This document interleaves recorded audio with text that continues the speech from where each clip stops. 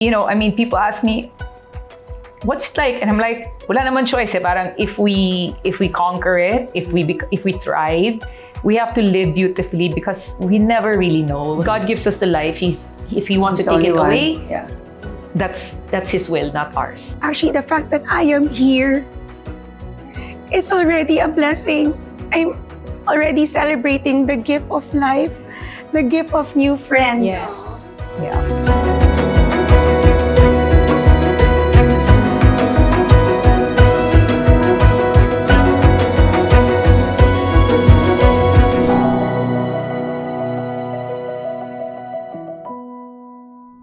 So girls, having gone through what we've all gone through, how important is having support?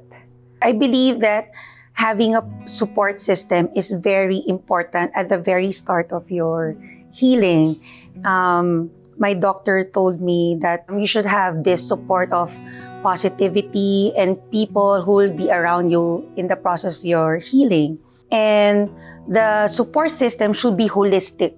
Dapat yung support system nyo can help you physically, mentally, emotionally, spiritually, and hopefully financially, diba?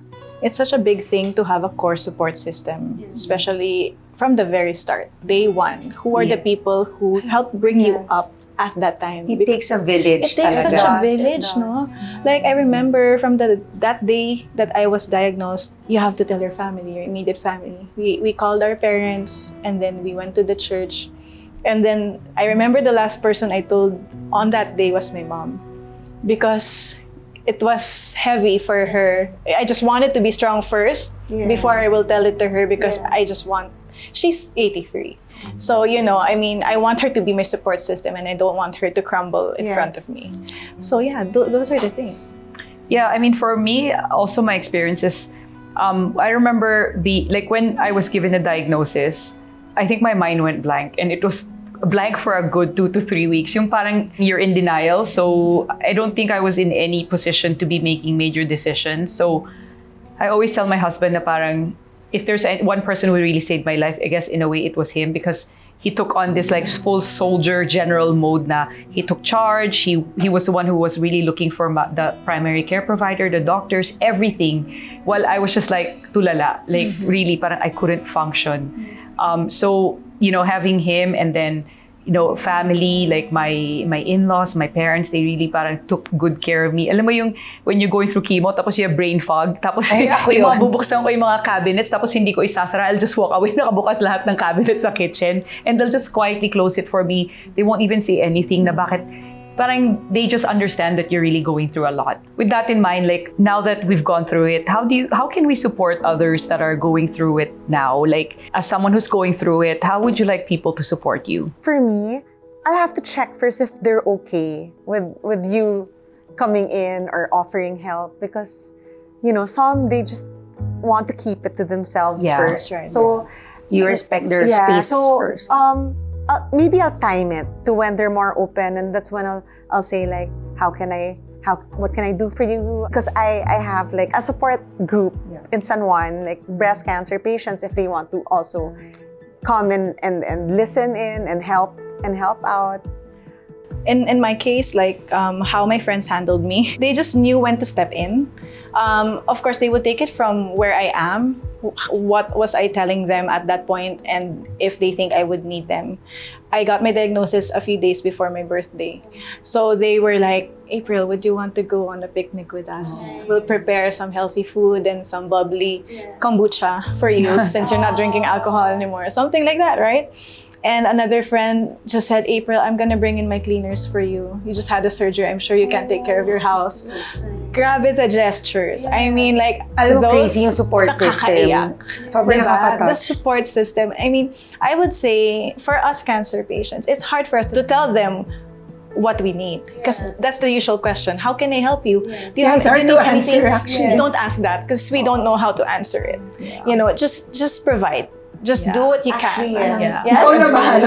Ayoko na mag-isa. Diba? Some friends, would they just deposited money. And like, Oh, wow. God, thank you so much. Because Wow. they know how hard it is. Yeah. Diba? Actually, you're right. Because with me, I'm so used to doing things on my own. I don't like bothering people or being a burden to them. So even my husband, during my surgery, I made him go home from the hospital because I felt like, you Ayaw have mo work parang burden. tomorrow. I'm Ah. fine. Just come back after my surgery. And, you know, but you're right. When people send food, I mean, it helps. Like, you feel better instantly. Of course, everyone is kind of focused on the patient and saying, how can we help? But like one of my parang key learnings there is also like how do you support the people that are supporting the patient? That's So right. whether Like our it's the husbands or the Husbands, kids. the love givers. Yeah, because like my husband, like he said to me that one thing that he parang realized is that he really didn't like it when people would ask him how he was. Because, I mean, how are you? I mean, obviously it's not It's good. hard to answer them. So he said that parang just people not asking that question and being just more parang thoughtful about what they were assisting, whether it's like, for example, like, you know, friends who would take my kids to Halloween parties and then they that's would so even provide the costume niya for my kids. That really meant so much to us. It's not just about supporting the patient themselves, It's but also the- actually like having friends who can think about how do we support the love givers, the caregivers. Yes. Is also really, really parang important. Yeah. Actually, natatouch nga ako eh. Kasi some of my co-parents in school, they would text me, oh, can we borrow Alonzo? As in, gusto nila, it's like a form of distraction. I'm like, Yes. please go ahead, please take Yeah. my kids. Yeah. Sobrang natatouch ako doon na they'll take, ipapasya nila yung kids ko. That's actually what I remember the most. Like when I think about friends that did that for me, that's the one that up until now, Yes. I really feel like how thankful I am for what they've done during that time. That's right. Yeah. We're all moms here, and the big question is, how were you able to tell the kids? Ako, it's timing and truth. Do you delay it? Do you let them finish their school muna before sharing the news?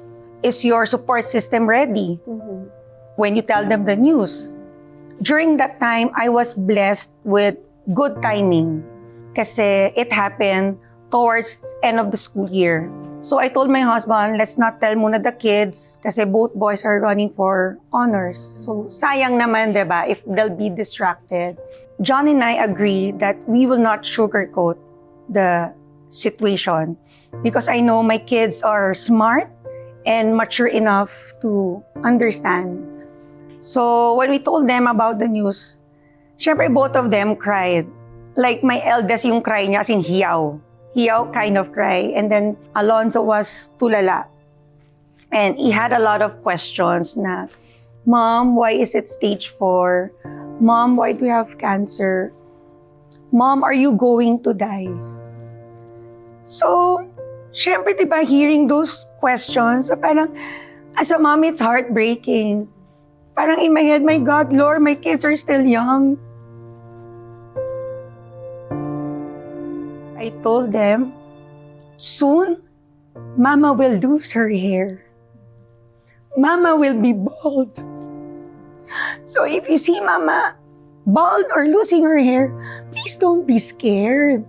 It means that the medicine is working. And when I'm done with my treatments, my hair will grow back. So I reassured them, Mom is a fighter.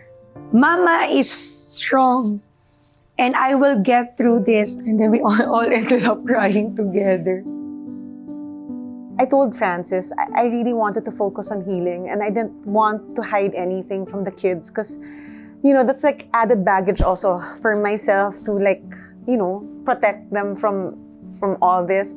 And we agreed to be honest. So after I got my diagnosis, I spoke to my eldest daughter first. And she was okay with it till she found out I was gonna lose my hair. That's when she really cried. And then Doon nag-sink in sa yeah, kanya. and this is real. This is And then my youngest, I said the same thing that I'm gonna go through chemo. I'll be losing my hair.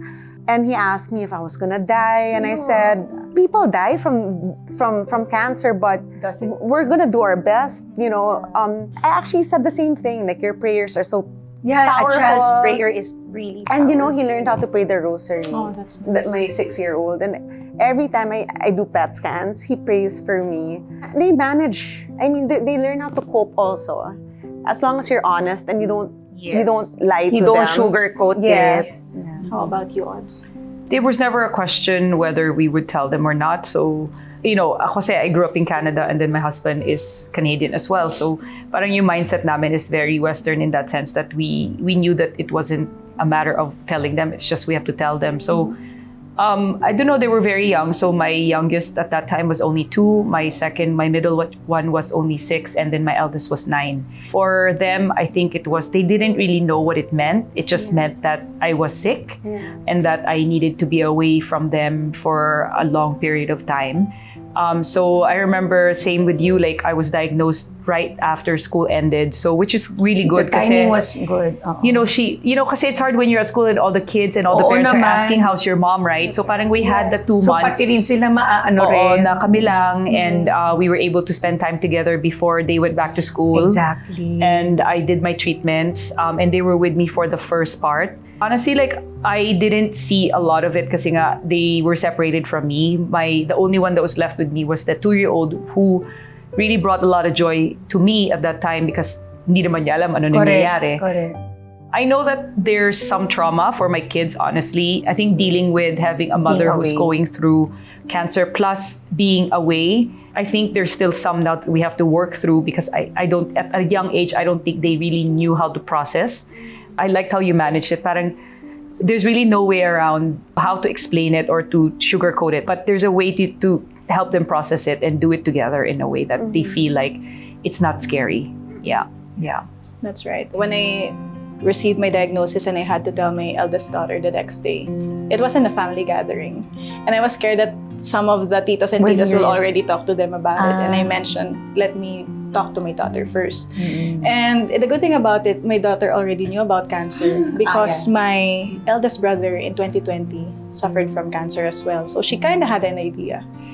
I told her in the most simple of terms. She was just 10, and I said, did you know the lump that they removed from my breast was actually cancer?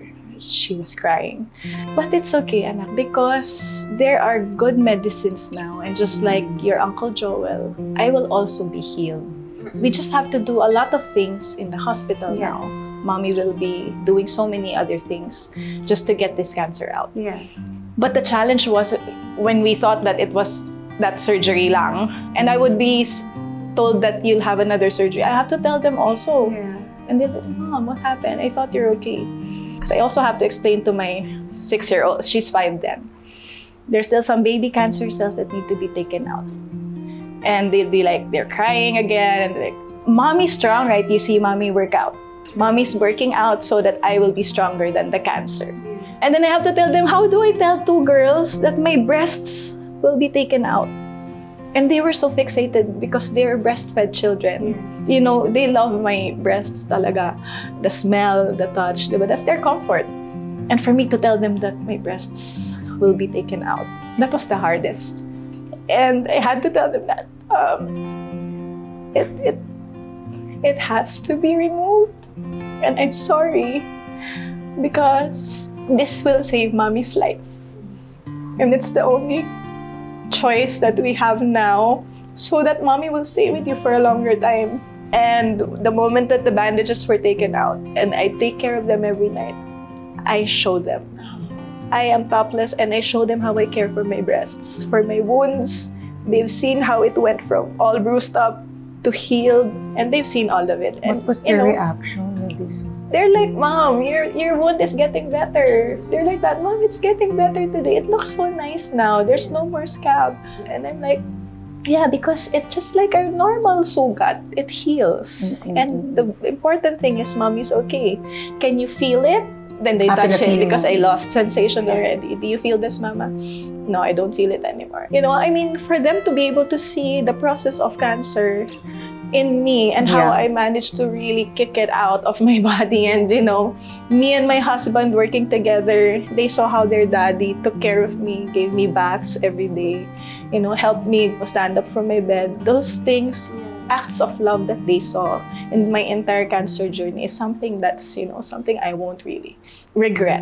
Kami nga ni John pag nag-uusap kami, para kami nag-renewal of vows. Yeah, diba? Through sickness and in health. Sickness and in health. Parang talaga. nag-level up. As in, Nag-level up the sila. ultimate challenge of marriage. Super. talaga. And syempre, we didn't expect na I'd get sick this early. Parang, syempre, nung boyfriend-girlfriend, inisip namin baka 60 years old pa, 70, right, 80.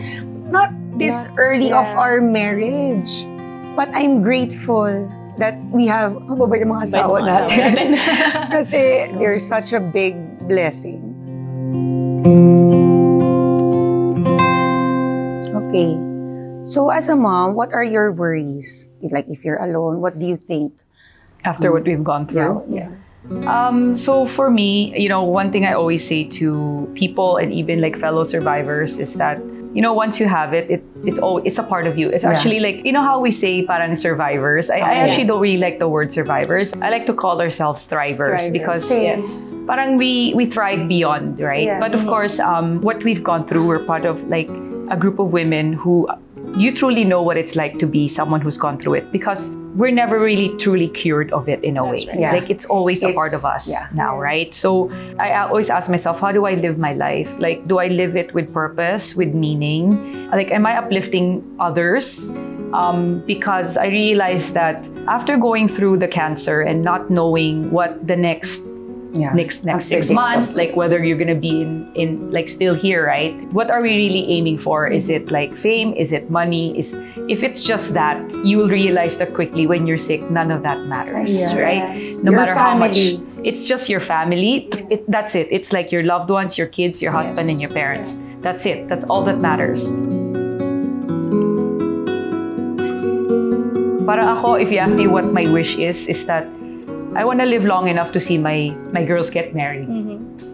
And, people ask me, what's it like? And I'm like, well, wala naman choice. Parang if we conquer it, if we thrive, we have to live beautifully because we never really know. I mean, like whether it's it coming back or something else happens to you, I realize that life is not really for us to control. God gives us the life. If He wants to take it away, that's His will, not ours. So now when people ask me, look, why do you always have like a different aura? I'm like, well, because nga, I don't really live my life the way I used to live it. It's really all about how can I make things better for people around me rather than me all the time. Yeah. Ako kasi as a mom, I'm focused on beating cancer. Yes. Lahat naman tayo, we want to be with our kids and husband. I want to be there to witness when they graduate college. I want to be there and witness walking down the aisle, our kids getting married. I want to experience to see my future apos. So these visions of the future are actually my motivation to be healthy, whether or not I have cancer or not. I don't sweat the small stuff anymore. I appreciate the small things, the big things. Actually, the fact that I am here, it's already a blessing. I'm already celebrating the gift of life, the gift of new friends. Yeah. But when I look at you, I'm like, it reminds me talaga of what I was, that the same stage that you are in, I was in. Parang we all go through this. It's a very tough time where you are at right now. But I think you will get through it. And then I always say to people like, trust me, parang you think it's not gonna get better, but life gets better. Yeah. Every stage of your life from this point onwards, there's a defining moment wherein you'll realize na, when you look back at this interview and you're like, I'd say it would be a blessing that you're able to inspire and share your story. Yeah. And for people who are going through the same thing as you right now, or like, wow, I know what that's like. Dinadaanan ko yan ngayon. Yes. For you to know that someone else is watching that right now and getting hope is so much. And maybe this is the purpose for us to share our story, inspire other people, and maybe we can make a difference in their lives. You diba? will. And you will. So what about the two of you? Like, I mean, how has this whole experience changed your perspective in life? Before my diagnosis, I was always very happy-go-lucky, stress-free. But after my diagnosis, like what you said, what only matters It's your family. It's my family, and being here for them. Everything else is nothing. Bonus, extra Bonus, lang. added bonus. At the same time, also taking care of myself, giving myself time to breathe, to relax, and Less stress, less stress. Like I don't sweat the small stuff anymore. Like before, I'm like, oh my gosh, konting ano lang. grabe. But now, parang it's okay. I'm cool. So like I'm more of a Calm. chill mom now. I'm so Calm. calm. And parang every time I decide on something, I ask myself, parang, will this make me happy? Or, it's always very purpose-driven already. Like, I want to make sure I make a difference and my efforts aren't wasted. I put up a foundation that helps women and children with mental health, with their health also, if they need diagnostics or whatever they need. I try to give them assistance. When I was in the thick of my battle, I was like so depressed and like, Lord, what do you want to come out of this? Because, I am at my healthiest and fittest when this happened to me. Yes. I've been exercising, doing all my best, right? And then he pointed me to the right direction, wherein, your story will touch so many lives and it will help so many. Cancer made me live one day at a time because I cannot think of the future because I don't know anymore. It's uncertain. It is so uncertain that I was fearful about it. But at the same time, it made me cherish what I have now on that day, in this moment. Mm-hmm. And when I finally came out of cancer and no evidence of disease, and now I'm like, Wow. I am allowed to dream again. I felt like I can go back to the things that I've been dreaming about. It gives me such a different perspective, not just with my family and with my children, but living a purposeful life. So it's also one of the driving forces that I had. That's the reason why I certified as a cancer exercise specialist. Parang I wanted something to come out of this. My story shaped my journey and my purpose. Yes. So for me, that cancer is not a death sentence. Pag nasabi sa'yo na may cancer ka, don't lose hope. Again, of course, hindi lahat, like not everyone has the kind of support that I got or some of us got, but don't be afraid to ask for help. For me, that's the first thing is right mindset. So just know that there's ways to cure it now. Actually, I agree also with you. You are not alone in this battle, so don't do it alone. Yes. Create your support system. And again, as I've said earlier, never underestimate talaga the power of faith, prayer, because these are all part of your healing. Yes. That's right. And in terms of support system, especially for those who are not blessed to have families or husbands like us, diba? In my case, I still went out of my family and core friend support system to look for actual breast cancer survivors and Yes. warriors who I can really share and relate with. And luckily, I have a group just like you.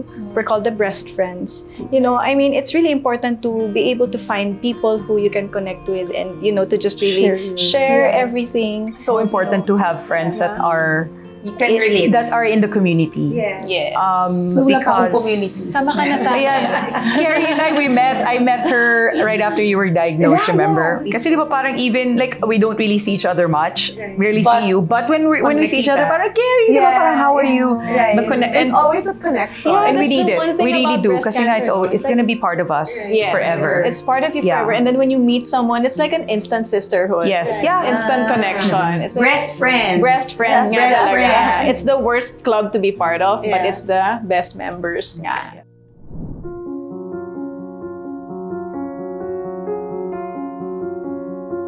I've been super blessed kasi the moment I was diagnosed and even before my diagnosis, when all those tests were happening and I've been shelling it all out my emotions to my support system, to have them stay with me from day one until now. Diba? And I'm just so thankful. Guys, I am here because of you. That's what I'm telling them. I am now thriving, living a purposeful life because you guys lifted me up. And I'm thankful forever. Really takes Diba? a village. It takes a You village couldn't talaga. do Parang, this I don't know if alone. I'll be alone. Tapos parang, how can you even live your day na you're just depressed and down and diba, without anyone? really You really hard. need people to help you. Kasi it helps with your aura din eh, your disposition. That's true. Kaya minsan I get this comment na parang, sigurado ka bang stage 4 ka? Sabi ko, ano ba dapat itsura ng stage 4? Kailangan bang lugmok ang stage Oo, 4? mukha bang, I don't know. What they meant siguro is the aura. Yun nga, I love dressing up. It's part of my healing. And I owe it also to the people around me who has been there since day one. My husband, and even my friends who went to Europe, nag-message sila sa akin, oh, we're here in this cathedral. Yeah, diba the prayers that they praying give for for you. you. Oo. Bibilan nila ako ng robe. Basta. Iba yung prayer warriors din. Yes, diba? Iba. When I was diagnosed, I didn't want anyone to know at the time because I wanted to focus on healing. So I just wanted my family to know. And at the time, my husband, it was the start of his campaign. So it was so difficult because in the morning, he would bring me to my chemo. At night, Oh he my would God. have his rallies. Bilib But na he couldn't ako. tell anyone because I just wanted to focus on getting better. So when he won, they had a big celebration. And at the time, he had different religious leaders. And then I was so surprised because I came out in YouTube like, oh my God, they know that. And then Francis said, oh, I had to tell him because I want all of them to pray for you. No. And I felt so touched because he actually tells sisters to pray for me without me knowing. Like, I'm really thankful. Yeah. Do you get text messages? Kasi ako, like, when I was going through it, like, every time I would go through a treatment or if I'm having, like, anxiety, parang I'll get text messages from one of my fellowship Yes. friends na, you know, this is a verse for you. And I'm like, wow, parang, how did The you know? timing, Parang, I yeah. really needed that right Yes. now.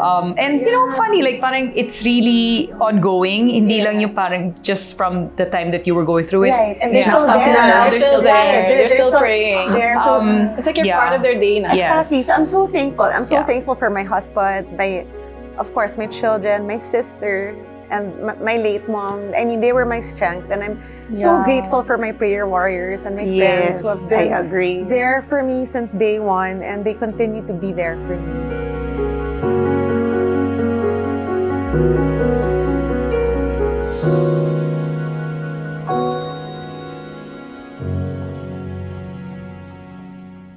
There's a lot of organizations now, like Keri's organization or I can serve. Our Can Serve, yes. that really does provide for assistance for those that need it. So there's I Can Serve, and they also help with those who are in need of medicines or in need of free mammograms. I actually reached out to one of their founders because she was also stage 3. And she was one of the first few that I opened up to, and I got a lot of support from. At the same time, also the Caring Keri Foundation, it's the one I put up.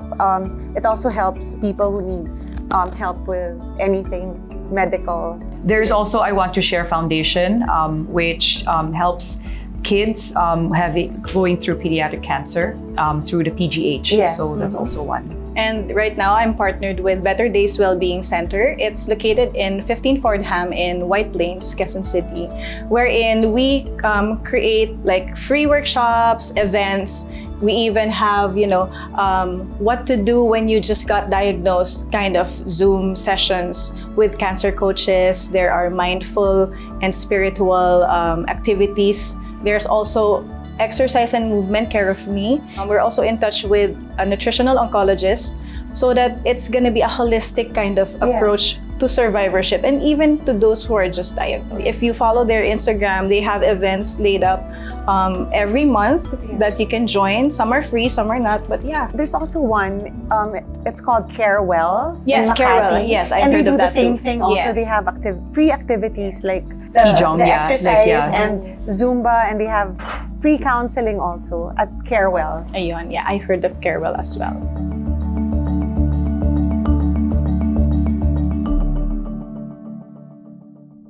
Once again, I'm Audrey Go. I'm Celine Cornejo. I'm Keri Zamora. And I'm April Perreras. Thank you for watching Modern Parenting's Couch Talk, and I hope you've learned something from our stories today. Bye!